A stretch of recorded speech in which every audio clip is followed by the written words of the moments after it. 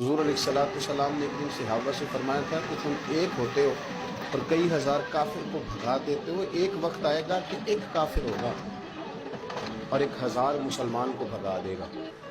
اس بیماری کو خاص توجہ سے سننا اور اس کی وجہ بھی سننا کہ بیماری پھیلتی کیسے ہے، بس اس بات کو کبھی نہ بھولنا، یہ نفع دے گا۔ کہا ایک کافر 1000 مسلمان کو آگے لگا کے بھگائے گا، کیونکہ وہ پاک طیب طاہر دلوں والے لوگ تھے۔ وہ بول پڑے یا رسول اللہ صلی اللہ علیہ وسلم کیوں ایک کافر 1000 مسلمان کو بھگا ڈالے گا؟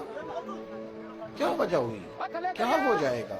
دو جملے میرے نبی کریم اور بات ختم کر دی، دو جملے فرمایا تمہیں وہن ہو جائے گا، وہم نہیں وہن، واو ہا نون، تمہیں وہن ہو جائے گا۔